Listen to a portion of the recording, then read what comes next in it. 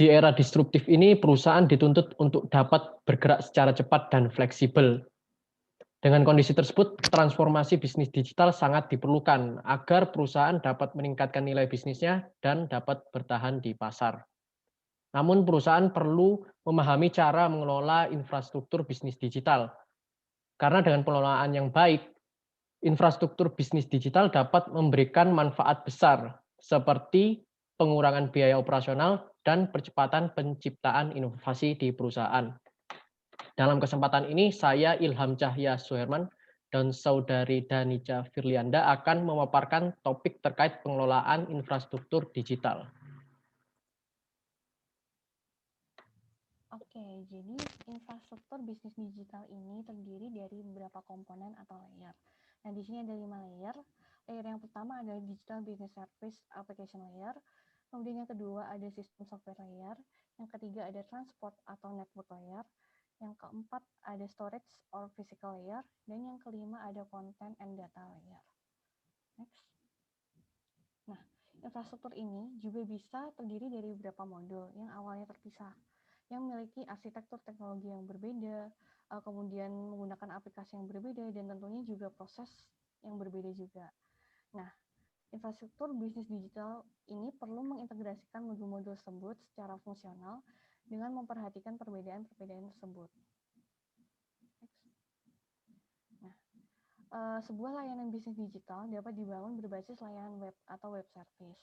Nah, layanan ini bisa berupa platform as a service dengan mengembangkan melalui platform yang tersedia, atau software as a service dengan memanfaatkan software yang dapat diakses secara mudah.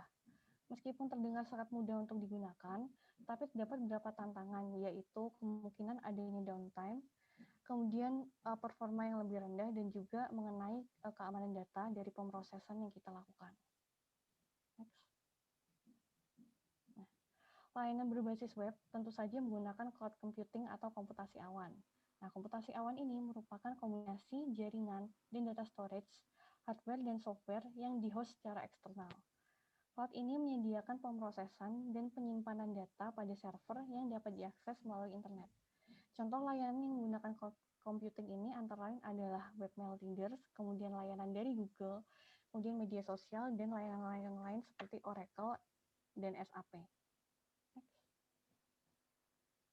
Nah, untuk arsitekturnya sendiri, service-oriented arsitektur terdiri dari susunan proses atau agen yang saling berinteraksi.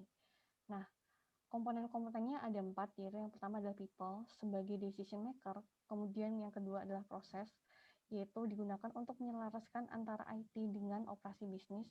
Kemudian yang ketiga ada platform yang digunakan untuk meningkatkan efisiensi operasional, dan yang keempat adalah mengimplementasikan best practice. Selain teknologi dan infrastruktur yang telah disebutkan sebelumnya, perusahaan juga dapat mengadopsi teknologi ekstranet dan intranet untuk memenuhi kebutuhan komunikasi baik internal maupun eksternal perusahaan. Secara garis besar, manfaat ekstranet dan intranet adalah distribusi informasi yang luas, pengurangan biaya operasional, dan layanan perusahaan yang lebih baik. Ekstranet dan intranet sendiri tersedia dalam bentuk software komersil maupun software open source. Dan perusahaan dapat mempertimbangkan penggunaan software atau infrastruktur open source karena memiliki benefit yang baik bagi perusahaan. Benefit tersebut antara lain seperti open source adalah software yang gratis sehingga dapat mengurangi kos perusahaan. Dan untuk maintenance-nya sendiri atau perawatannya juga lebih hemat biaya karena open source itu gratis.